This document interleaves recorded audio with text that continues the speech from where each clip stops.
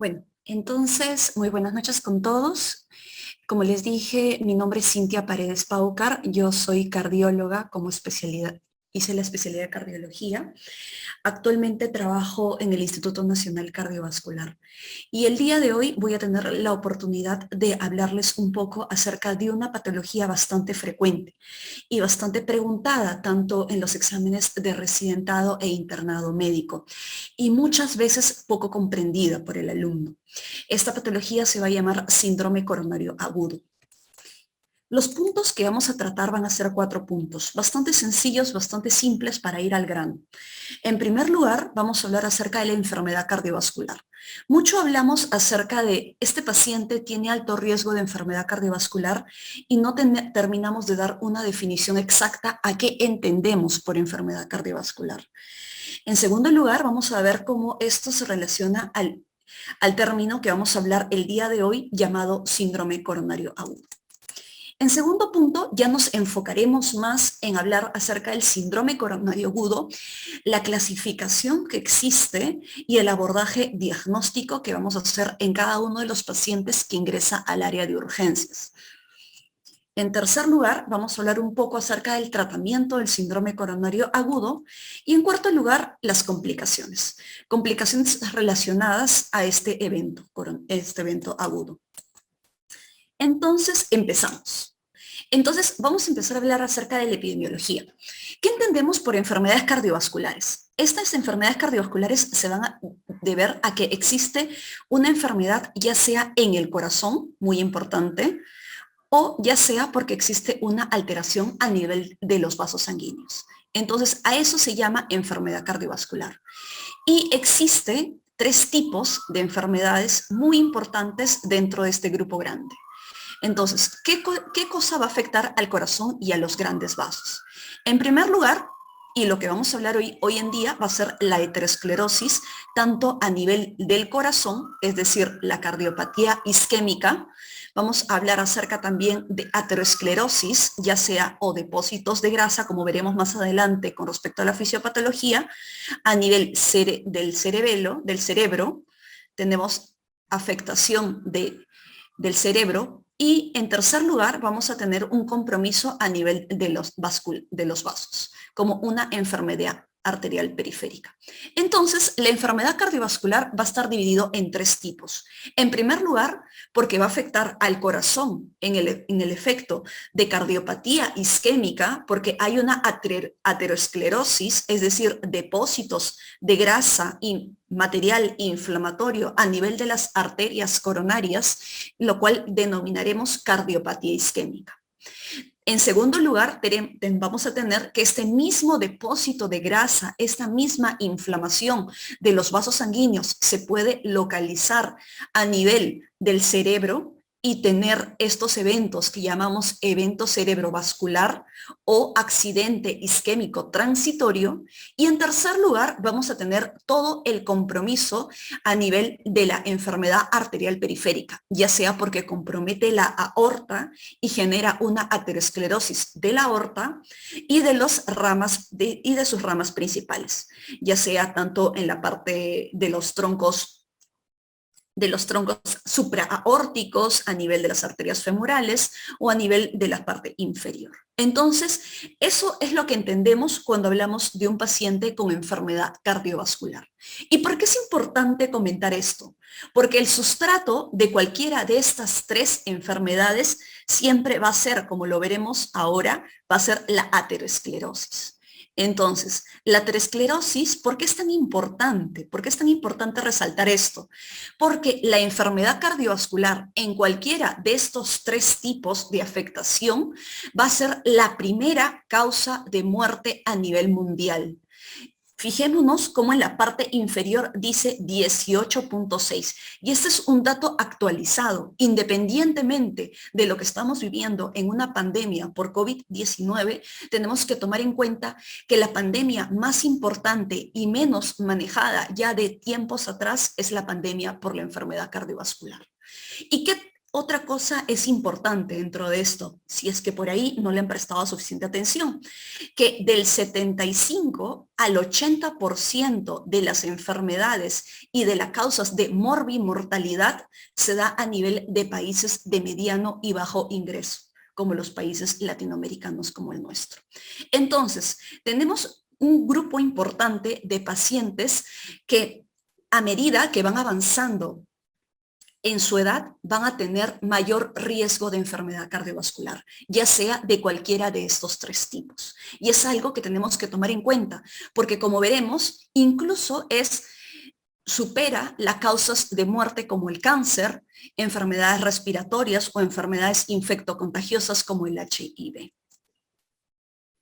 De ahí vamos a hablar un poco acerca de los factores de riesgo cardiovascular. Si dijimos que todo el sustrato va a ser la aterosclerosis, ya sea a nivel del corazón, del cerebro o de los grandes vasos, vamos a tener que existe un sustrato que justifica la aparición de aterosclerosis. En primer lugar, vamos a tomar en cuenta de que a mayor edad, mayor riesgo. Y esto se llama los factores de riesgo no modificables. Entonces, vamos a tener, por un lado, vamos a colocar por acá, factores de riesgo, factores de riesgo no modificables, que no se van a poder modificar. Uno va a ser como la edad, como la genética, la carga genética, y en esto vamos a tomar en cuenta la historia de enfermedad cardiovascular familiar. Y por otro lado, vamos a tener todos los que mencionamos acá, como los factores de riesgo modificables, que como vemos son en mayor cantidad. Entonces, si mencionamos cuáles son los factores de riesgo no modificables para una enfermedad cardiovascular, vamos a mencionar que existen dos muy importantes. Uno, la edad. A mayor edad, mayor riesgo. Y en este punto de corte vamos a tener una diferencia entre los varones y las mujeres. Los varones van a tener mayor riesgo a partir de los 55 años y las mujeres vamos a tener un mayor riesgo a partir de los 65 años. Existe una diferencia de 10 años entre varón y mujer. ¿Y por qué? Usualmente esta explicación es dada por el efecto protector de los estrógenos. Los estrógenos van a tener un efecto protector para estabilizar el endotelio, para evitar una disfunción endotelial, lo cual a las mujeres nos protege hasta una edad en la cual termina de desaparecer el estrógeno de nuestro cuerpo.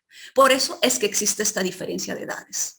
Y otro, como dijimos, en la carga genética. Si yo tengo un papá, una mamá, un hermano que falleció o que tuvo un infarto a edad precoz, llámese edad precoz, menos de 55 años en el caso de varones y menos de 65 años en el caso de mujeres, yo diré, tengo un factor de riesgo genético no modificable. Y como vemos más adelante, vamos a ver de que existe mayor cantidad de factores de riesgo que sí son modificables. Y ahí es donde el cardiólogo trata de apuntar. Nosotros no podemos apuntar a decir, ¿sabe qué? Tiene que disminuir en edad. O ¿sabe qué? Cámbiese de familia, pero sí podemos apuntar en estos factores de riesgo que son modificables. Y de todos estos vamos a enumerar uno por uno y vamos a enumerar al más importante. Empecemos con el más importante. El más importante, ya sea porque es más prevalente, va a ser la hipertensión arterial. La hipertensión arterial es el factor de riesgo modificable más importante dentro de los factores de riesgo de enfermedad cardiovascular. Y eso tómenlo en cuenta.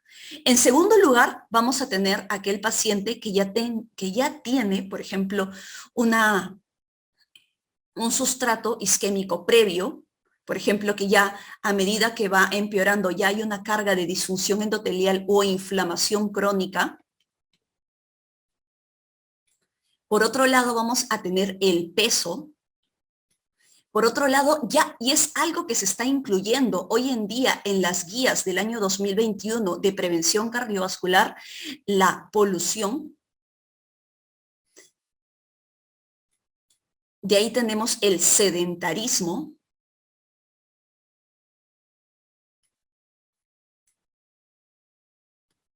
Por otro lado, vamos a tener este tipo de estilo de vida en el cual preferimos o tenemos un aumento de consumo de grasas saturadas, lo vamos a llamar estilo de vida o dieta.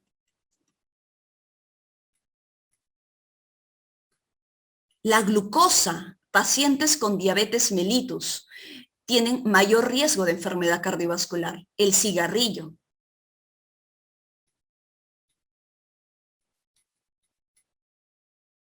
La enfermedad renal crónica, recordemos que cuando hablamos de enfermedad renal crónica es un capítulo bastante amplio y bastante importante. Y algo que se le suelen preguntar en los exámenes de residentado y de internado es ¿cuál es la primera causa por la que fallecen este grupo de pacientes por una enfermedad cardiovascular?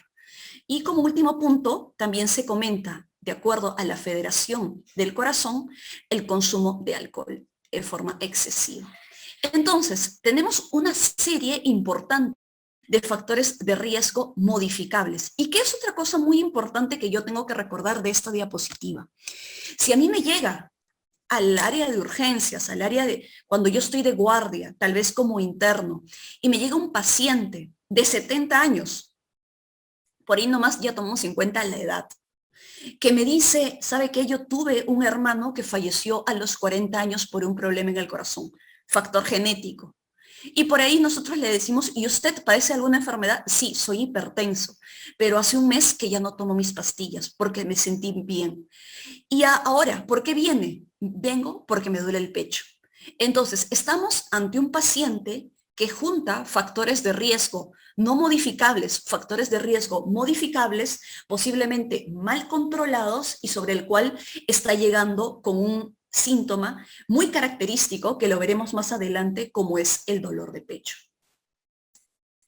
Entonces, nosotros nos vamos a enfocar acerca de la aterosclerosis, es decir, estos depósitos, esta inflamación en las arterias coronarias que surge a nivel, solo nos vamos a enfocar a nivel cardíaco. Vamos a dejar de lado para otra clase todo lo que sucede a nivel del aparato del sistema nervioso central con los eventos cerebrovasculares y tampoco nos vamos a tomar en cuenta hoy lo que sucede a nivel de la enfermedad arterial periférica. Entonces, si nos quedamos solo con lo que hablamos de cardiopatía isquémica, vamos a entender un concepto muy importante. Dijimos que existía aterosclerosis, depósitos de grasa, que más adelante voy a explicar cómo es la fisiopatología de la formación de esta aterosclerosis. Pero, ¿qué va a suceder? Si existe este evento, este problema, entonces no va a haber flujo sanguíneo que va a través de esas arterias del corazón. Va a haber una disminución del flujo sanguíneo porque no puede llegar, porque existe un bache, porque existe un obstáculo. Y de acuerdo a esto vamos a tener dos situaciones clínicas muy características. Uno, lo que llamaremos el síndrome coronario crónico, y se entiende como crónico porque el paciente va a presentar esta enfermedad por varios meses y vamos a tener al síndrome coronario agudo, que es la manifestación más, por decirlo así, la manifestación más importante porque es la que de alguna forma llega al área de emergencia sobre lo que hablamos de cardiopatía isquémica. Entonces, crónico meses, agudo ahora. Está sucediendo ahorita, ha tenido una rápida progresión y el paciente acude al área de emergencias porque el dolor es intenso. Entonces, esa va a ser la gran diferencia. Dentro de los síndromes coronarios crónicos, que no va a ser el tema del día de hoy, vamos a poder enfocar tres cosas muy importantes. Antes vamos a mencionar, como dije, que va a existir las arterias coronarias, que también llamaremos arterias epicárdicas porque se encuentran sobre el corazón, y como dijimos, va a tener un obstáculo. Este obstáculo va a ser como una aterosclerosis. Entonces va a haber una disminución del flujo sanguíneo. Cada vez la sangre va a llegar, pero con mayor dificultad por este obstáculo. Entonces, esta es la manifestación más importante del síndrome coronario crónico, la cardiopatía isquémica por enfermedad a nivel de las arterias coronarias o arterias epicárdicas. Y en otros casos también vamos a tener que no existe una enfermedad a nivel de las arterias coronarias o arterias epicárdicas. Pero ¿dónde existe esta enfermedad? existe en la microvasculatura, en los pequeños vasos que están logrando irrigar o llevar sangre al miocardio. Entonces, este grupo se va a llamar enfermedad sin obstrucción de arterias coronarias o arterias epicárdicas, y dentro del cual tendremos dos grandes tipos. La pluma que está. Ya, entonces, como les había dicho, vamos a hablar de dos entidades muy importantes dentro de la aterosclerosis cardiovascular: el síndrome coronario crónico y el síndrome coronario agudo. Diferencias: tiempo de presentación. En el síndrome coronario crónico ya habíamos enfocado de que vamos a tener ya sea alteración a nivel de las arterias epicárdicas o arterias coronarias, en la cual va a existir este bache de grasa que va a evitar que haya el flujo sanguíneo adecuado. Y ya dijimos también que va a existir otra entidad en la cual estas arterias epicárdicas o arterias coronarias no van a presentar la lesión. Pero ¿dónde va a estar la lesión? ¿Dónde va a estar el problema? En la microvasculatura. En la microvasculatura que está terminando de llevar la sangre al músculo miocárdico. Entonces, de acuerdo a esto, vamos a poder enfocar dos tipos: la angina vasoespástica o de Prinzmetal, y vamos a poder hablar acerca de la enfermedad microvascular. Ya sea porque en el caso de la angina vasoespástica se presenta, como su nombre lo dice, como un espasmo, o sea, de manera muy súbita, sin pródromos muchas veces, y en el caso de la enfermedad microvascular como una enfermedad latente o crónica, pero como había comentado, de características en la cual no existe una lesión principal en las arterias coronarias o arterias epicárdicas. Pero vamos a lo que vamos a tocar el día de hoy. ¿Y qué es lo que vamos a tocar el día de hoy? El síndrome coronario agudo, como les dije. Entonces, dentro de esto, permítanme, dentro del síndrome coronario agudo vamos a hablar además de dos subtipos, y esto es lo que necesito que presten completa atención, porque es acá donde muchas veces hay dificultades en su entendimiento. En primer lugar, la diferenciación, y lo coloco por estos gráficos, se hace por electrocardiograma. ¿Cómo hago la clasificación del síndrome coronario agudo? Por electrocardiograma. Entonces, el electrocardiograma es una herramienta bastante accesible en todas las áreas de emergencia. Entonces, como mencionábamos en nuestro ejemplo, si este paciente de 70 años, grupo etario, que tenía antecedentes familiares, carga genética de un hermano que había padecido un infarto a los 40 años y que además era hipertenso, que había suspendido su medicación y que llegaba actualmente por síntomas anginosos, síntomas que me sugerían disminución del flujo sanguíneo coronario, yo tenía que tomarle inmediatamente a este paciente, después de hacerle los exámenes vitales y corroborar su presión, su frecuencia cardíaca, su frecuencia respiratoria, inmediatamente tenía que tomarle un electro. ¿Y por qué? Porque justamente este electro me va a permitir hacer la diferenciación de estos dos tipos de síndrome coronario agudo. Recordemos que este paciente está viniendo porque le duele el pecho ahora, porque el dolor de pecho es súbito, porque el dolor de pecho no lo tenía antes. El dolor de pecho, o si lo tenía antes, ha progresado rápidamente y actualmente viene porque muchas veces le duele incluso al reposo. Entonces, ¿cómo vamos a hacer la diferenciación cuando estamos ante un síndrome coronario agudo? Con el electrocardiograma. ¿Y qué es lo que nos va a traducir cada cosa? Vamos a ver más adelante que en este caso, como vemos, este es un trazo electrocardiográfico. Para aquellos que todavía no estemos familiarizados, este va a ser la onda P, este va a ser el complejo QRS y este va a ser la onda T. Entre el complejo QRS y la onda T existe algo que llamamos segmento ST. ¿Y por qué es importante este segmento ST? Porque de acuerdo a esto yo voy a decir que acá existe un desnivel o un supradesnivel del segmento ST. Y acá, ¿qué estamos diciendo? Entonces diremos que es un síndrome coronario ST elevado. Y en el otro caso, ¿qué tendremos? Si en uno se elevaba, ¿qué pasará en el otro? No se eleva. Entonces será síndrome coronario ST no elevado. Así de fácil. Ustedes lo van a diferenciar en dos tipos. El síndrome coronario ST elevado, porque como vimos, acá había un desnivel positivo o supradesnivel de este segmento ST que unía el complejo QRS con la onda T. Y por otro lado, si tenemos esto, que va a ser un desnivel o un infradesnivel de este segmento ST, como vemos con respecto a la línea isoeléctrica, que usualmente está trazada desde la onda T hasta el siguiente onda P, entonces, perdónenme que no tengo, vamos a ver cómo funciona.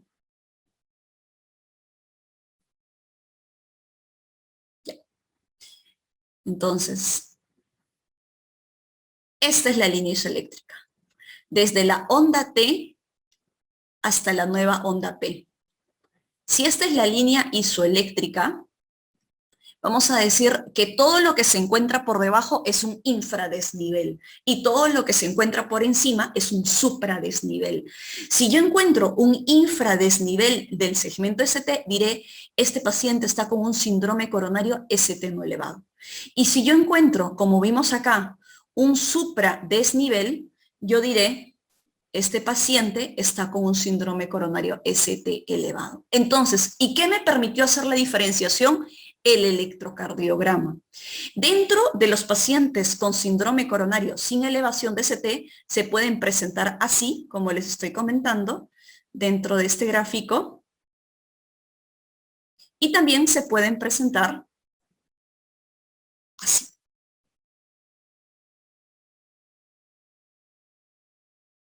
Doctora, pero acá no existe ningún desnivel, no veo ni un supra ni un infradesnivel. Más bien el segmento ST lo veo tan igual de la línea isoeléctrica. Exacto. En los pacientes con síndrome coronario ST no elevado, puedo tener o un infradesnivel del segmento ST o pudiera no tener ninguna alteración en el electrocardiograma. Pero el paciente está viniendo por síntomas agudos y por ende, como no mi clasificación va dirigida a un síndrome coronario sin elevación de ST.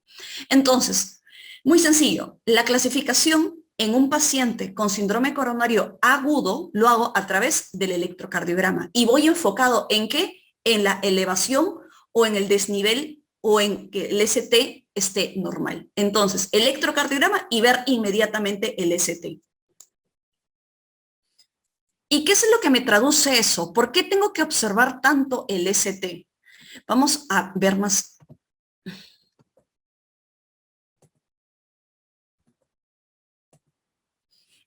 Cuando hablamos de cardiopatía isquémica, y es acá donde voy a hablar un poco acerca de la evolución de la aterosclerosis, recordemos algo muy importante, las capas de las arterias. Entonces, nosotros nos acordamos que existe algo que va a ser endotelio, por debajo va a estar el material subendotelial, que este es el subendotelio. Después vamos a tener a las células musculares lisas en la capa media.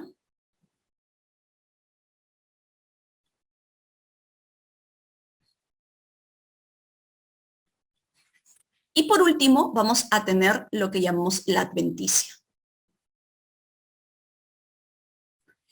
¿Qué es lo que nos interesa acá, dentro de la aterosclerosis? Vamos a tener un factor de riesgo. Recordemos uno, la hipertensión. La hipertensión va a generar que cualquiera de los factores de riesgo cardiovascular va a generar algo que llamaremos disfunción endotelial. Entonces, va enfocado directamente al endotelio para favorecer la disfunción endotelial. ¿Y cómo favorece esta disfunción endotelial? A través de fenómenos inflamatorios. Entonces, ya sea la hipertensión, la diabetes, el colesterol, la enfermedad renal crónica, el cigarrillo, cualquiera de estos factores va a generar disfunción endotelial. Y esta disfunción endotelial, ¿a través de qué? A través de una inflamación que se va generando de manera crónica. ¿Y qué es lo que va a pasar en este endotelio? Este endotelio, al alterarse, va a aumentar su permeabilidad y además va a generar algo que se llama, va a ser más adhesivo.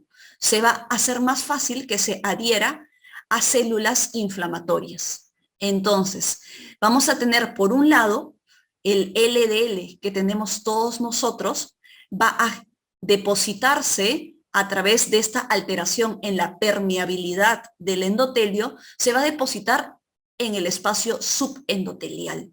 Y este endotelio que se había disfuncionado, que empezaba a generar estas moléculas en las cuales favorecía la adhesión, va a favorecer de que se adhiera a células inflamatorias. ¿Como cuáles? Células inflamatorias como los monocitos. También pueden estar los linfocitos, los macrófagos. Estos monocitos, al adherirse al endotelio, migran hacia el espacio subendotelial, tratando de fagocitar este LDL, que es extraño, que no está en un lugar correcto. Y al intentar fagocitar este LDL, se convierten en lo que nosotros llamamos las denominadas células espumosas. Las células espumosas al final generan ¿qué? Generan más inflamación. Tratan de, en su momento de apoptosis, de destrucción celular, además generan más inflamación. ¿A través de qué? A través de aumentar en el proceso de apoptosis generan más citocinas. Entonces, es un circuito que se va perpetuando, perpetuando, perpetuando. ¿Y qué es lo que tenemos? Que se va a acumular en este espacio subendotelial, vamos a tener que se va a acumular algo que llamaremos núcleo lipídico. Lípidos se van a acumular. Recordemos que al inicio se había ingresado el LDL. Este LDL que tenemos todos nosotros por la alteración en la permeabilidad del endotelio había logrado ingresar. Y entonces vamos a tener un núcleo lipídico. Dentro de este proceso, las células musculares lisas que se encuentran en la capa media, al encontrar esta alteración, también van a migrar. ¿Y migran dónde? Al espacio subendotelial. Todo este proceso de aterosclerosis se va generando a nivel del espacio subendotelial. Entonces, ¿qué es lo que hacen? Tratan de alguna forma de estabilizar este núcleo lipídico para que esta carga lipídica no logre romperse. Entonces, y en este afán de tratar de estabilizar estas células musculares lisas, tratan de generar colágeno. Pero ¿cuál es el problema con este colágeno para tratar de estabilizar a esta placa de grasa?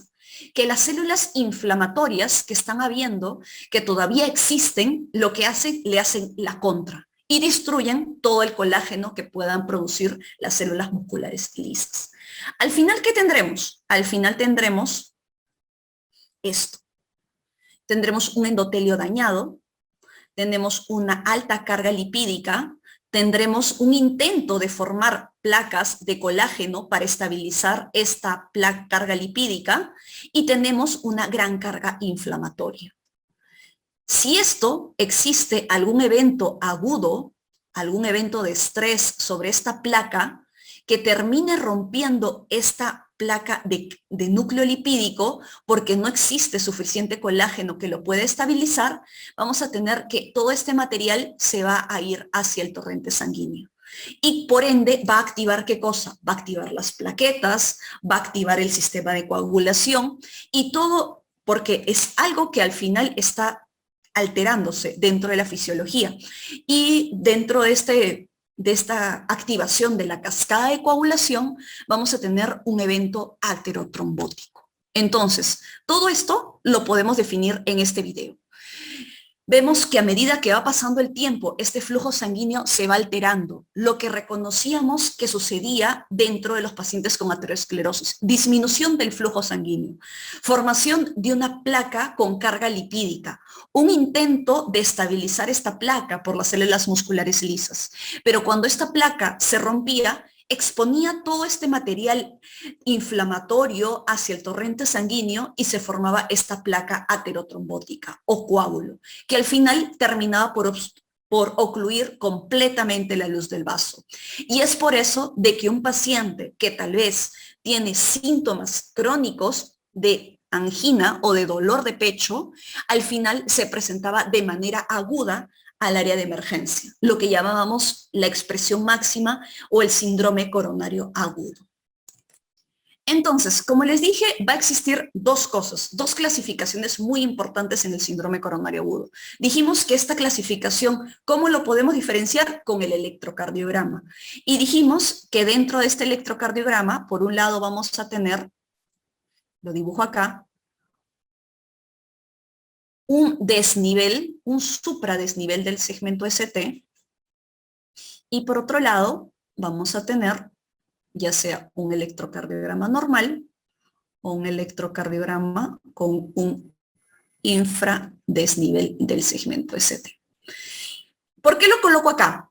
Porque cada uno de estas alteraciones electrocardiográficas me están representando algo muy característico que está sucediendo dentro del vaso. ¿Y qué es eso? Y esto es muy importante para entender el tratamiento. Que cuando hablamos del síndrome coronario ST elevado, vamos a decir de que acá existe una oclusión total trombótica de esta placa que se logró romper y que va a ocluir completamente la luz del vaso, como lo vemos acá. Y por otro lado, cuando hablamos del síndrome coronario ST no elevado, vamos a decir que la oclusión es parcial. Generalmente la oclusión es parcial. Entonces, de acuerdo a eso, vamos a por lógica, entenderemos que este evento es catastrófico. ¿Por qué? Porque imaginemos de las arterias del corazón, de las arterias coronarias, tenemos tres arterias coronarias.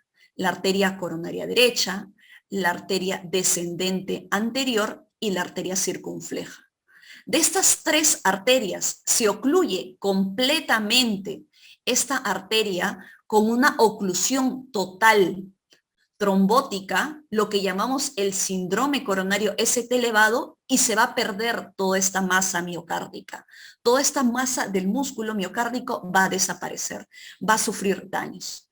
Pero si la oclusión no es total, sino la oclusión es parcial, este daño va a ser menor. Por eso, siempre los pacientes con síndrome coronario ST elevado tienen que ser tratados inmediatamente, de manera agresiva.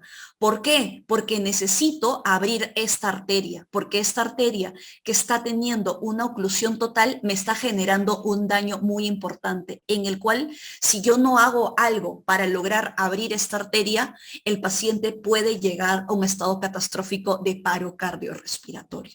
Y en los pacientes con síndrome coronario ST no elevado me da tiempo. ¿Me da tiempo a qué? A estratificar al paciente, a estratificar, tratarlo, manejarlo y de alguna forma tener un poco más de calma.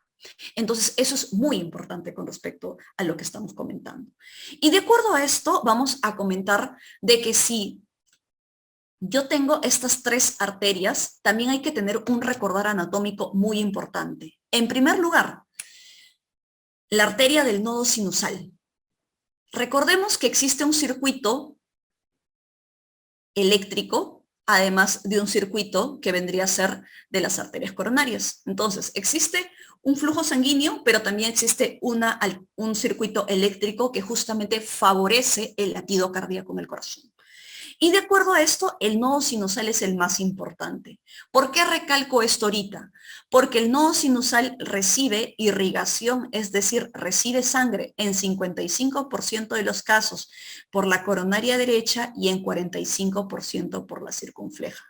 Continúo, el nodo auriculoventricular. ¿Por qué es importante? Porque en 90% de los casos recibe sangre de la coronaria derecha y en 10% por la circunfleja. Y todo lo que se encuentra por debajo, el haz de His, las ramas derecha y la rama izquierda, recibe circulación predominantemente de la descendente anterior. ¿Por qué es importante esto? Porque si yo tengo una lesión oclusiva total como esta en la coronaria derecha, a este nivel, a un nivel muy proximal, ¿qué creen ustedes que se va a alterar? En un 90% de los casos se pudiera alterar, ¿qué cosa? El nodo auriculoventricular. Y los pacientes llegar con ¿qué? Con un bloqueo del nodo auriculoventricular. Entonces, el impulso eléctrico que se generó en el nodo sinusal no va a poder pasar al resto del tejido. ¿Por qué? Porque existe una alteración en el nodo aurículo-ventricular. ¿Y por qué existe esta alteración? Porque existe una disminución del flujo sanguíneo o una oclusión total trombótica aguda a nivel de la arteria coronaria derecha. Eso es lo importante de entender esta parte del recuerdo anatómico. Y ya para acabar, vamos a tener algo muy importante con respecto a este recuerdo anatómico, que tenemos dos músculos muy importantes en el ventrículo izquierdo. Uno se llama el músculo posteromedial y el otro el músculo anterolateral. ¿Por qué me recuerda eso, doctora? Porque el músculo anterolateral, que al final permite la suspensión de la válvula mitral, está irrigada por dos arterias, la arteria descendente anterior y circunfleja. Y el músculo posteromedial solo está irrigado por la coronaria derecha. ¿Qué es lo importante de esto? Si yo tengo una oclusión de la coronaria derecha, como lo vemos acá, puedo tener en 90% de los casos un bloqueo del nodo auriculoventricular o puedo tener una lesión del músculo posteromedial. Si tengo un bloqueo del nodo auriculoventricular, lo detectaré en el electrocardiograma. Y si tengo una afectación del músculo posteromedial, el músculo posteromedial de alguna forma sostiene a la válvula mitral. Entonces, si no está sosteniendo a la válvula mitral, va a haber una insuficiencia mitral. La válvula mitral no va a poder cerrar de manera adecuada. Y por ende, este grupo de pacientes va a llegar en insuficiencia cardíaca, por ruptura del músculo papilar, por afectación de la arteria coronaria derecha. Entonces, continuamos. Dentro de la presentación clínica de este grupo de pacientes, para cualquiera de los dos síndromes coronarios agudos, ya sea ST elevado y ST no elevado, vamos a ver de que a medida que va disminuyendo la luz del vaso, va aumentando la progresión de la placa y el evento aterotrombótico.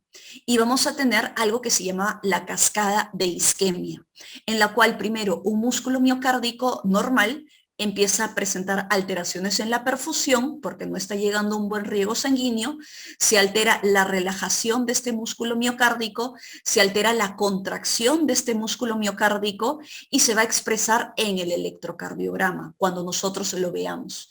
Y después el paciente al final recién reproduce los síntomas de toda esta oclusión o alteración en el flujo sanguíneo. Y por último, si no actuamos a tiempo, va a haber el evento de necrosis o muerte celular.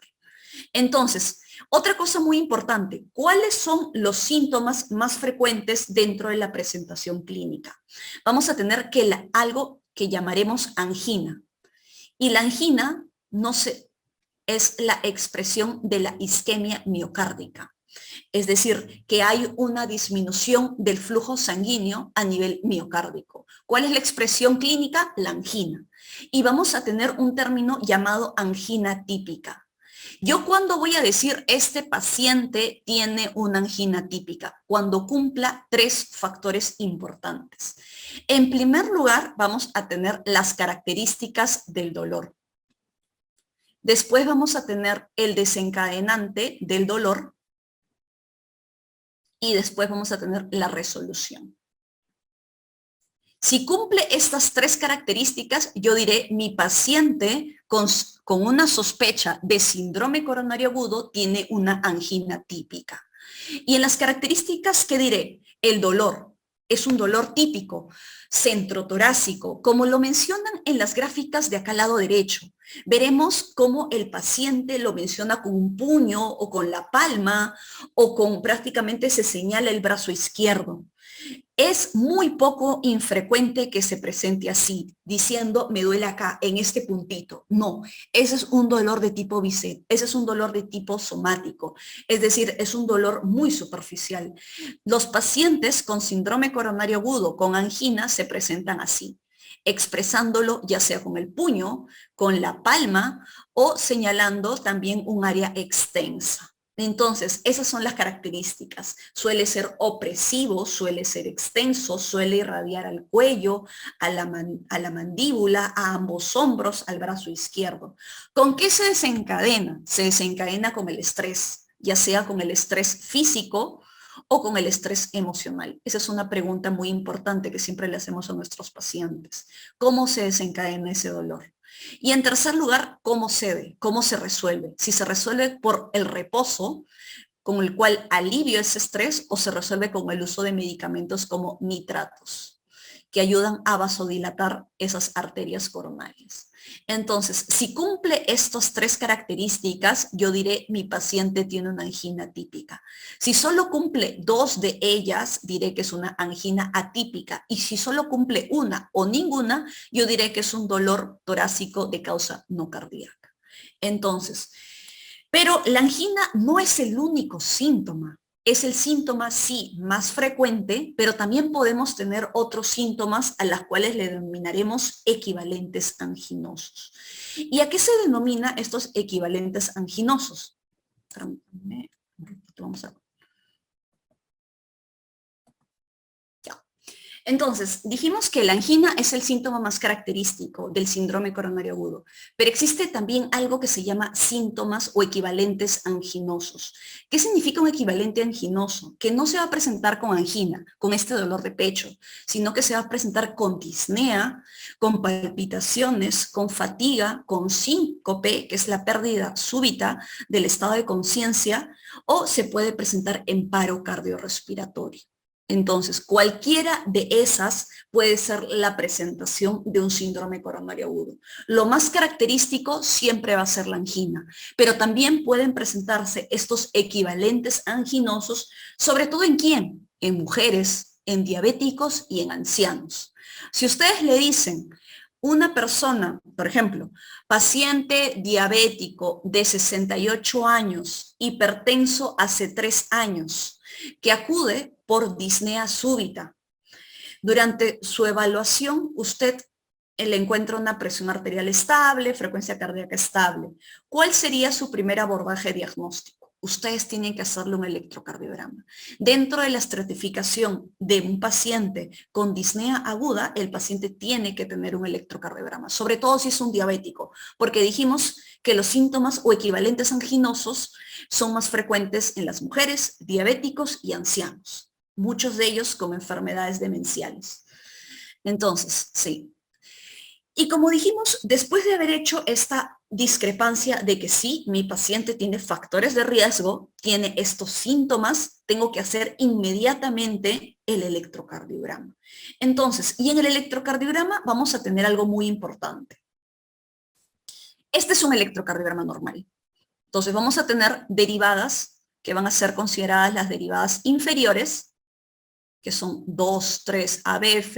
Vamos a tener derivadas laterales altas, derivadas anteriores, derivadas septales y derivadas laterales bajas. Entonces, ¿qué es lo importante de eso que acabo de remarcar? Lo importante es que existe algo que se llama derivadas contiguas. ¿Y por qué hago hincapié en esto? Si yo tengo un desnivel acá, un desnivel DST acá, ese desnivel también tiene que estar acá o acá. Entonces, para que yo pueda decir, este paciente tiene un síndrome coronario ST elevado. ¿Por qué? Porque presentó el desnivel del ST en 2 o más derivadas contiguas. Lo puede presentar acá, lo puede presentar acá, lo puede presentar acá. Entonces, yo diré, sí, este paciente tiene un electrocardiograma concordante con una elevación de ST, porque además de presentar la elevación del ST, lo está presentando en 2 o más derivadas contiguas. Entonces, eso es lo importante del electrocardiograma. Uno, hacerme la diferenciación de la clasificación del síndrome coronario agudo. Y dos, en el caso, detectar dónde existe esta alteración. Tiene que estar en 2 o más derivadas contiguas. Y estas alteraciones, como dije, en un primer lugar, puede ser porque existe alteraciones en el ST, SICA ST elevado, puede ser porque haya infradesnivel del ST, SICA ST no elevado, o porque también existe alteraciones en la onda T o alteraciones en algo que llamaremos ondas Q. Independientemente de lo que encontremos, el electrocardiograma tiene que ser realizado en los primeros 10 minutos. ¿Por qué? ¿Por qué tiene que ser realizado en los primeros 10 minutos de abordado al paciente? Porque dijimos que el peor evento, el evento más catastrófico que se nos puede pasar por alto es este de acá, donde existe una arteria coronaria que está completamente ocluida, donde el paciente, si yo digo, no caballero, primero váyase a hacerse exámenes de laboratorio y regresa para tomar el electro, el paciente puede morir en el examen de laboratorio, porque no detecté que esta arteria se encuentra completamente ocluida. Entonces, el electrocardiograma tiene que ser realizado inmediatamente después de haber hecho el examen físico. Y de acuerdo a esto, voy a poder detectar alteraciones en la onda T, que son alteraciones de tipo isquemia, alteraciones en el segmento ST, que son alteraciones de tipo lesión o injuria, y alteraciones de onda Q, ya sea porque el paciente está en un estadio más avanzado, a lo cual llamaremos onda Q de necrosis. Entonces, de acuerdo a esto, como dijimos, vamos a tener varias clasificaciones, no es importante para efectos de detallarle que se aprendan cada uno de estos términos, pero ¿qué es lo más importante? Que estas alteraciones, ya sean en la onda T, en el segmento ST y en la onda Q, tienen que presentarse en dos o más derivadas contiguas. Y después de haber tomado el electrocardiograma, tranquilamente le pueden decir, a ver, caballero, si no tiene una elevación del segmento ST, tranquilamente vaya, por favor, vamos a tomarle un examen de laboratorio. ¿Y qué examen de laboratorio le van a tomar? ¿Hemograma? Sí, le pueden tomar hemograma, pero el examen más importante para ustedes decir que su paciente está teniendo un infarto agudo de miocardio va a ser la troponina. La troponina es el examen o es el biomarcador más específico. Antes hablábamos de algo que se llamaba creatinfosfoquinasa. La creatinfosfoquinasa también puede estar en el músculo esquelético, entonces no es tan específica. La más específica va a ser la troponina cardíaca. Y existe algo que hoy en día llamamos troponina de alta sensibilidad. Significa que si tu paciente en este momento tú le da por todos los síntomas anginosos y tú le encuentras una troponina negativa, tienes un 98% de probabilidades de decir este paciente no tiene un infarto agudo de miocardio. Entonces, es así de importante. Pero si tu troponina está y se eleva muy rápidamente, se eleva a las 2 horas del evento coronario agudo. Entonces, y tiene un pico máximo, como lo dice acá, a las 24 horas. La creatinfosfoquinasa no es tan específica. Entonces, la creatinfosfoquinasa no debería ser el examen de excelencia para tomar un paciente en el área de emergencias. Y otro punto más importante, y yo les digo, si ustedes tienen este paciente con estos síntomas anginosos y le encontraron después de hacerle su examen físico, tienen que hacerle su examen físico igualmente, y dijeron electrocardiograma en 10 minutos, ya, y le encontraron esta alteración en el segmento ST. Si ustedes se encuentran ¿esperarían las troponinas? Esa sería la pregunta más importante. Y la respuesta es no. La troponina demora 2 horas, así como examen de hemograma, así como examen de glucosa, de urea, de creatinina, demora 2 horas. El electrocardiograma lo hacen en 10 minutos, demora solo 10 minutos. Y ustedes, si ya detectaron este patrón de riesgo, ya saben qué es lo que está sucediendo adentro. Y ya saben que este paciente tiene que ser abordado y tratado rápidamente. Puedo hacerle la troponina, pero la troponina no va a decidir el tratamiento de este paciente. Entonces, la troponina es después de haberle tomado el electro. Entonces ya vamos armando nuestro abordaje diagnóstico. Primero, identificado el paciente con factores de riesgo cardiovascular. Y de estos ya lo comenté. Después, identificado los síntomas. Perfecto, ya tenemos el paciente de riesgo, identifico sus síntomas. Examen físico y después inmediatamente electrocardiograma a los 10 minutos de haber visto al paciente. Esto tiene que ser rápido e inmediato. Y por último, recién tomaré la troponina. Entonces, acá hay una pregunta muy importante que, por ejemplo, dice, es una pregunta de examen. Y como vemos, dice, Hipocinesia de la cara anterior del ventrículo izquierdo. ¿Cuál es la arteria obstruida? Entonces, ahí tenemos, si ustedes se dan cuenta, en el electrocardiograma existe algo acá muy importante. La elevación del segmento ST. Y como ven, es más de una derivada. Y son derivadas contiguas. Entonces, tenemos la elevación del segmento ST, punto de corte mayor de 1 milímetro como valor estándar. Existen variaciones de acuerdo a algunas derivadas que están en 2 o más derivadas contiguas. Entonces, acá yo ya diré, este paciente tiene un síndrome coronario ST elevado y por el lugar donde está afectando, que es en la cara anterior del ventrículo izquierdo, yo diré que es por una arteria que se llama descendente anterior. Entonces, ¿cuál sería la respuesta? Arteria coronaria descendente anterior. Si la afectación fuera en otro lado, por ejemplo, lo característico que esta misma elevación se encuentre en la cara inferior, diré posiblemente es acerca de la coronaria derecha. Entonces, eso es lo más importante del electrocardiograma. Descendente, perdón, leí mal, descendente anterior. ¿En qué onda electrocardiográfica se observan los cambios producidos por la isquemia? En la onda T. Varón de 62 años, hipertenso, presenta dolor torácico retroesternal y diaforesis, electrocardiograma supradesnivel del segmento ST, ondas T negativas de B1 a B4. ¿Cuál es el mejor marcador? La troponina, dijimos que era la más sensible. Y creo que acá este es el enfoque más importante y es el mapa mental que quiero que se lleven. Esto es el resumen de todo lo que he ido hablando hasta este momento.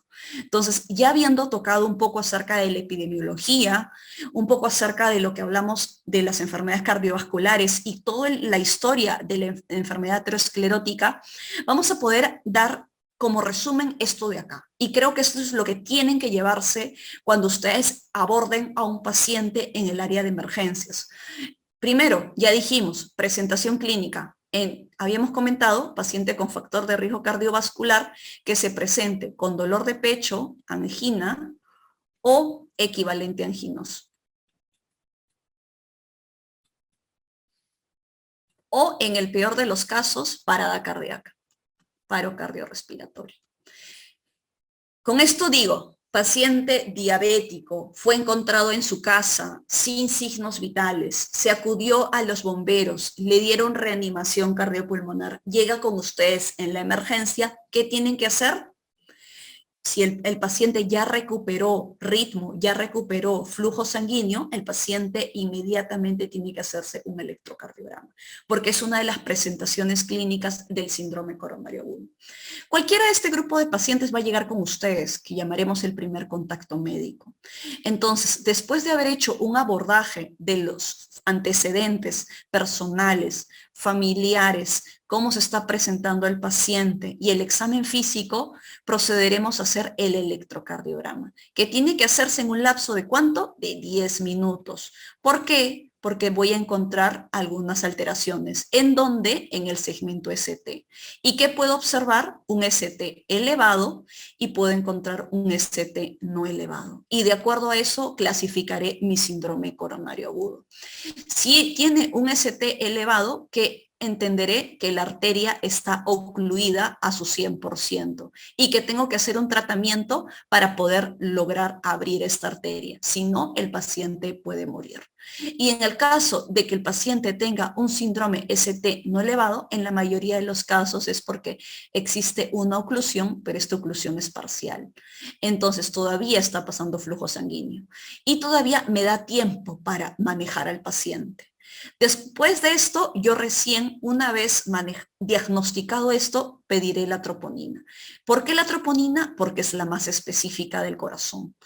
Entonces, y de acuerdo a esto yo diré, sí, mi paciente tiene un infarto ST elevado, mi paciente tiene un infarto ST no elevado, o en el caso que las troponinas salgan negativas, pero el paciente cumpla de tener síntomas, de tener cambios en el electrocardiograma de ST no elevado o no tenerlos y tiene una troponina negativa, concluirlo como una angina inestable. Entonces, creo que este es el resumen más importante de lo que voy comentando hasta ahorita. Independientemente del síndrome coronario que estemos manejando, tenemos que hacer tres cosas.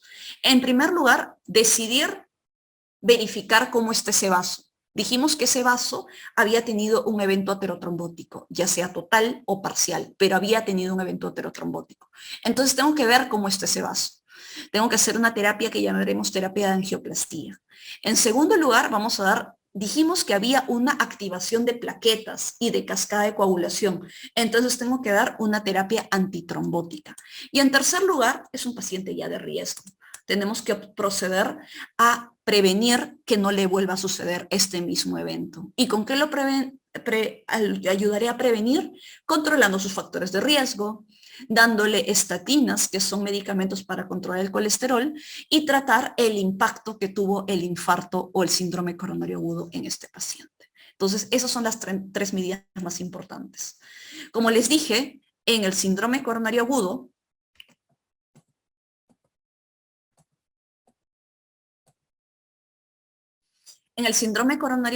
ST elevado, estamos entendiendo que la arteria está ocluida en su 100% y que nosotros, dentro de un abordaje como primer contacto médico, tenemos que hacerle el electrocardiograma inmediatamente y saber reconocer de que el paciente tiene que ir a una terapia inmediata para lograr abrir esta arteria.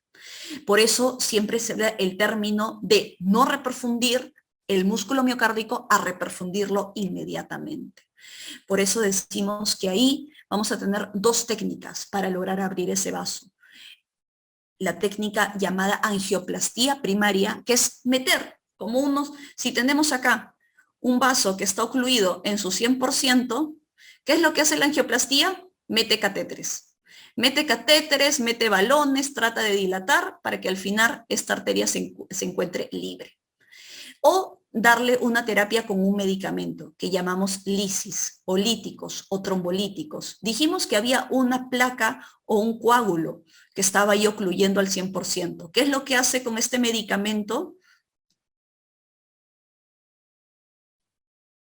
Logramos abrir este vaso a través de un medicamento. Entonces, al final, la idea es que esta arteria coronaria conserve su flujo. Al final la idea es que la arteria coronaria conserve el flujo lo más pronto posible. Como segundo paso, la terapia antitrombótica para atacar esta activación de plaquetas y esta activación de la cascada de coagulación. Y como en tercer lugar, lo más importante, la prevención secundaria para evitar que este paciente vuelva a presentar el mismo evento. Pregunta, nos dicen, acude a emergencia un paciente varón de 55 años de edad, quien hace aproximadamente 4 horas, muy agudo, presenta dolor torácico tipo angina. Ya les están diciendo que es una angina. Con dolor referido al miembro superior izquierdo y la cara lateral izquierda del cuello. ¿Cuál sería la secuencia de manejo? Ya dijimos. Entonces, paciente identificado con factores de riesgo cardiovascular. En este caso, 55 años. Está muy en el corte. Dijimos varones por encima de 55 y mujeres por encima de 65. Ya. Entonces, nos está viniendo con algo muy agudo de 4 horas de un malestar de tipo angina. Entonces, después de haber hecho el examen físico, ¿qué procederemos a hacer? El electrocardiograma. Y después, recién las troponinas o enzimas cardíacas. ¿Cuál será nuestra respuesta? La primera. Chofer de 54 años de edad acude a emergencia refiriendo dolor torácico desde 3 horas, de nuevo, agudo. Además de sudoración y náuseas, que se presenta parte del cortejo vegetativo. Antecedente de tabaquismo, factor de riesgo, cigarrillos, 10 cigarrillos por día. Supradesnivel, ya nos están diciendo que hay un ST elevado, que estamos ante un síndrome coronario ST elevado. Y nos dicen en caras 2, 3 y ABF, que son derivadas contiguas de la cara inferior. ¿Cuál es la decisión terapéutica más importante a tomar? Dijimos que si estamos ante un ST elevado, inmediatamente ya sabíamos que existe el vaso ocluido en su 100%. ¿Cuál será el tratamiento más importante? Abrir ese vaso. ¿Cuáles eran las opciones que habíamos dicho? Angioplastía, es decir, meter catéteres, guías, balones y lograr dilatar este vaso de manera mínimamente invasiva en una sala que llamamos cateterismo, o lo que tenemos más asequible en las emergencias de Perú, lísticos, medicamentos que se inyectan a la vena y que logran disolver estos coágulos. Entonces se llama iniciar trombolisis. Entonces, en los pacientes con síndrome coronario ST no elevado, nos da más tiempo. ¿Por qué? Porque ya dijimos, no está ocluido completamente, hay una oclusión parcial. Entonces, esta oclusión parcial nos permite estratificar al paciente. ¿Y estratificarlo en qué? En un riesgo muy alto, en un riesgo alto o en un riesgo bajo. Si se dan cuenta, en cualquiera de los casos va a algo que se llama ICP. ¿Qué es ICP? La angioplastía del vaso. Pero en uno va en menos de 2 horas, en otro va menos de 24 y en el otro va de manera selectiva. Esto es en los pacientes ST no elevado, en los cuales no corro para el manejo. ICP inmediata, ¿en quién van a ser? Aquellos que vienen con paro cardíaco, con una inestabilidad hemodinámica o inestabilidad eléctrica muy importante, que los obliga inmediatamente a tener que llevarlo a una sala de cateterismo y verificar qué sucede con esa arteria. ICP temprana, ¿qué significa? Menos de 24 horas, todos aquellos que elevaron troponinas. Si presentaron troponinas positivas, o si presentaron algo que nosotros llamamos el score de Grace, que es un score clínico, más de 140, también son pacientes que inmediatamente tienen que ir a una sala de cateterismo, pero dentro de 24 horas. Acá colocamos inestabilidad hemodinámica o eléctrica. Y por último, ICP selectiva, todos los que no se encuentren en este grupo. Entonces, pero de cualquiera de los casos tengo que lograr ver qué es lo que pasó en ese vaso coronario, qué es lo que suscitó que el paciente presentó un evento cardíaco o un evento anginoso agudo. Creo que por aras del tiempo ya estamos muy cerca a la hora, entonces yo creo que esta parte de síndrome coronario agudo, la parte de las complicaciones lo podemos tomar en un siguiente tema. No sé qué opina la administración o en todo caso tratamos de terminarlo lo más pronto posible.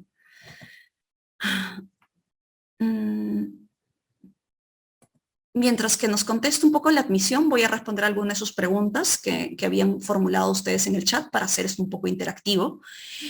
Bueno, a ver, ponen, Zika ST elevado es de las arterias endocárdicas o subendocárdicas, es de las arterias epicárdicas. De las arterias endocárdicas significa todo lo que se encuentra en la parte más distal. Las arterias epicárdicas son las que están encima del corazón, las que por decirlo así parten de la aorta, de la raíz de la aorta, inmediatamente ahí se divide y esas son las arterias epicárdicas. Las arterias endocárdicas son las que se encuentran en la parte más distal del corazón. El segundo gráfico no es ese elevado, doctora, que en el electrocardiograma representan cuál, tendríamos que decir. Si tuvieran alguna pregunta hasta acá, por favor, me gustaría que esto sea un poco más interactivo, así que caso de trombolisis, que el fármaco sería de primera elección, estreptoquinasa o alteplase. Tenemos varios medicamentos. Si tenemos para elegir, yo les diría, entre los dos que me he puesto, te diría alteplase. ¿Por qué? Porque es más fibrino específico. ¿Y qué significa fibrino específico? Que va a tener un efecto más específico sobre el trombo que está ocluyendo el vaso. La estreptoquinasa es un medicamento aceptable que todavía lo proponen en las guías, pero que no es fibrino específico. Por ende, la tasa de éxito que vas a tener con este paciente va a ser menor. Entonces, podría repetir lo de las derivadas cuando se indica angioplastía 3 vasos. Ya. Bueno, vamos a esta parte. Voy a ver si puedo salir ya. Entonces, como les dije, chicos, esto de acá es la aorta, la raíz aórtica, la aorta ascendente, el callado aórtico y la aorta descendente. Como vemos, de la raíz aórtica parte algo que se llama un seno de Valsalva derecho o seno coronariano derecho y un seno coronariano izquierdo. De esto vamos a tener lo que denominamos las arterias epicárdicas. Entonces, arterias epicárdicas o también llamadas comúnmente arterias coronarias. Y de acuerdo a esto, vamos a tener que del seno coronariano derecho va a salir la arteria coronaria derecha. Y del seno coronariano izquierdo vamos a tener el tronco coronario izquierdo, la arteria descendente anterior y la arteria circunfleja. Por eso decimos principalmente que existen tres arterias importantes, la arteria coronaria derecha, la descendente anterior y la arteria circunfleja. Estas tres arterias son denominadas las arterias epicárdicas. ¿Por qué epicárdicas? Porque se encuentran por encima del corazón.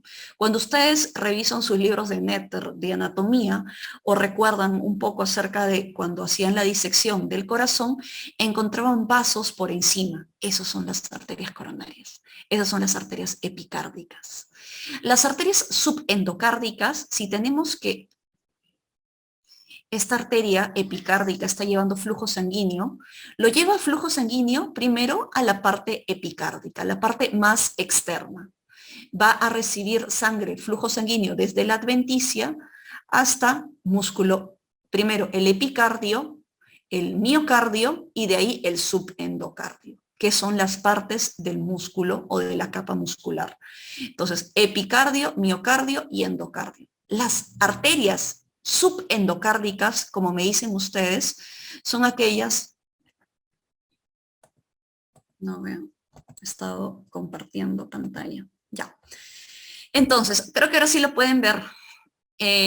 Como les dije, las arterias epicárdicas o arterias coronarias parten de la raíz aórtica y son las que vemos acá. Son tres, la arteria coronaria derecha, la arteria descendente anterior y la arteria circunfleja. Cualquiera de ellas se va a encontrar por encima del corazón y va a irrigar una parte específica del corazón. Si nos vamos yendo a la parte más distal de estas arterias coronarias o arterias epicárdicas, vamos a recordar de que primero va a irrigar el flujo sanguíneo, va a llegar al músculo cardíaco, primero a la parte epicárdica o a la parte del músculo que se encuentra por encima, cerca al pericardio, luego al miocardio y luego al endocardio. Entonces, si tenemos esta disposición que el flujo sanguíneo al final después llega al músculo endocárdico, ahí estarán las arterias subendocárdicas. Entonces, arterias epicárdicas porque se encuentran por encima del corazón y las arterias subendocárdicas las que se encuentran dentro del espesor del miocardio justo a nivel del músculo endocárdico, de la parte endocárdica del músculo cardíaco. Entonces, tenemos que recordar eso.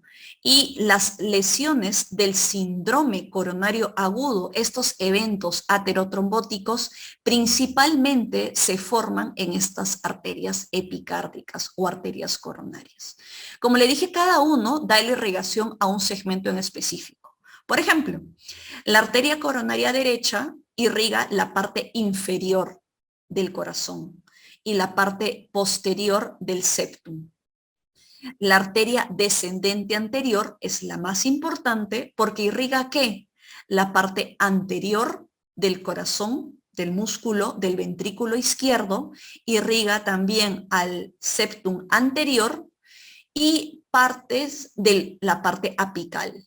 Como vemos en la parte apical, gran parte de la irrigación viene de la descendente anterior. Y la circunfleja no menos importante, pero solo da sangre o flujo sanguíneo a la parte lateral del corazón. El ventrículo derecho, que es este de acá, recibe irrigación ¿de quién? Mayormente recibe irrigación de la arteria coronaria derecha. Entonces, de acuerdo a esto, yo puedo decir, si mi paciente tiene un infarto inferior con extensión al ventrículo derecho, diré que la arteria que está generando el daño es la arteria coronaria derecha. Si yo digo que el paciente tiene un infarto anterior con compromiso de la parte apical del ventrículo derecho, del ventrículo izquierdo, diré que el compromiso es por la arteria descendente anterior. Entonces, eso es lo importante de esto. Y de ahí, cuando estamos hablando acerca del electrocardiograma,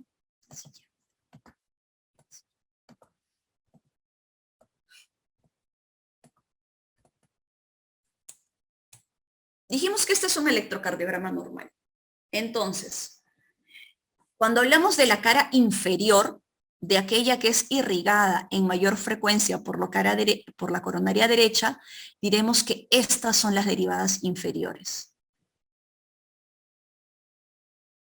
Las que se encuentran en 2, en 3 y en ABF. Si yo tengo un desnivel positivo o un supradesnivel del ST en D2 y en D3, diré, este paciente tiene un síndrome coronario agudo ST elevado en la cara inferior, porque está cumpliendo el hecho de tener la elevación del ST y cumplirlo en 2 o más derivadas contiguas. De ahí, recordemos que estas son las derivadas laterales, lateral alta en ambos casos. También tenemos acá las derivadas laterales, septal, y la derivada anterior. Entonces, si yo tengo un desnivel, un supradesnivel del segmento ST en la cara septal, en B2 también lo tendré en B1.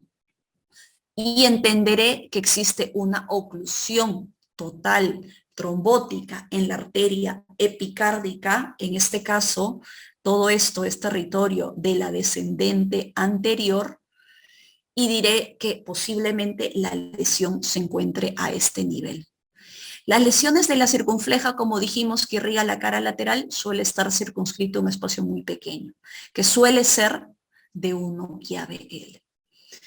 Espero que con eso quede bastante claro, que por ejemplo las lesiones que van a presentar los pacientes lo podemos ver de estas formas. Lo característico y lo más importante para que ustedes hagan su clasificación de síndrome coronario agudo va a ser en base al ST, ya sea porque existe un desnivel positivo o un desnivel negativo. También van a existir alteraciones, otro tipo de alteraciones que van a estar en la onda T, que me traducen isquemia, el ST me traduce lesión, y en la onda Q, la presencia de onda Q, que ya es un evento más, por decirlo así, un evento avanzado dentro de la cronología de la enfermedad del síndrome coronario agudo. Significa que no actué a tiempo y que en ese caso estoy viendo solo necrosis. Entonces, de esto podemos tomar en cuenta 3 cosas. 1, el electrocardiograma tiene que ser rápidamente realizado. Dijimos primeros 10 minutos. 2, las alteraciones en el electrocardiograma que voy a observar puede estar tanto en la onda T, en el segmento ST y en la onda Q. El segmento ST es el que me va a permitir hacer la diferenciación entre síndrome coronario ST elevado y ST no elevado. Y de acuerdo a eso, decidir mi tratamiento. Y en tercer punto, que el electrocardiograma en un síndrome coronario agudo es dinámico. Lo que yo estoy observando en los primeros 10 minutos no va a ser lo mismo que observe a las 24 horas o a las 48 horas, porque voy a ver estas variaciones dinámicas de la onda T, del segmento ST y la aparición de esta onda Q. Entonces, creo que esos son los puntos más importantes que tienen que llevarse ustedes para el momento de abordar un paciente en el área de emergencia. Y por eso, de acuerdo a lo que ya les había comentado, podemos ver este caso clínico. Hipocinesia de la cara anterior. Ya dije, ¿quién irriga la cara anterior y el septum anterior? Y el ápex, la descendente anterior. ¿Cuál es la arteria obstruida? La arteria descendente anterior. ¿Y qué es lo que estamos observando en el electrocardiograma? Estamos observando esta elevación del segmento ST que justamente compromete toda la cara septal, anterior y lateral, todas las precordiales. Entonces, este compromiso característico de esta elevación del segmento ST en esta cara, y además que ya me están diciendo hipocinesia en la cara anterior del ventrículo izquierdo, ¿a quién se está refiriendo? A la arteria descendente anterior. Entonces, chicos, creo que hasta ahí es una hora. Yo creo que lo de las complicaciones del síndrome coronario agudo como mapa mental se los debo para la siguiente exposición. ¿Hasta ahí tienen ustedes alguna duda, alguna pregunta? Es,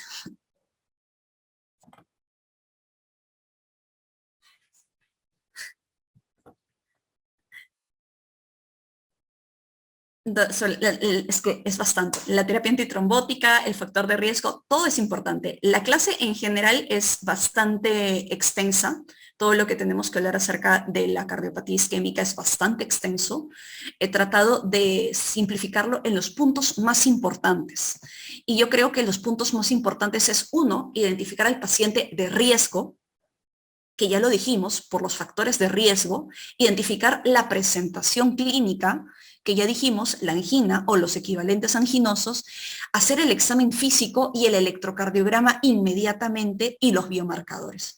De acuerdo a eso, ustedes van a poder, uno, hacer el diagnóstico de un síndrome coronario agudo, identificar qué tipo de síndrome coronario agudo y de acuerdo al tipo de síndrome coronario agudo, extenderse en hacer un tratamiento inmediato, en reconocer qué es lo que está pasando con esa arteria coronaria y en cualquiera de los casos decidir la terapia antiagregante y anticoagulante. Entonces, yo dejo las diapositivas a su disposición para que ustedes puedan revisarlo. Y en una siguiente exposición, en un siguiente mapa mental, vamos a poder hacer todo lo que viene a ser de manera más detallada por qué tal terapia anticoagulante, por qué tal terapia antiagregante y cuáles son las mejores opciones con respecto a la prevención secundaria. Que tengan ustedes, chicos, muy buenas noches y bueno, como les dije, le quedo debiendo lo de las complicaciones del síndrome coronario agudo. Hasta luego y bueno, hasta una segunda oportunidad.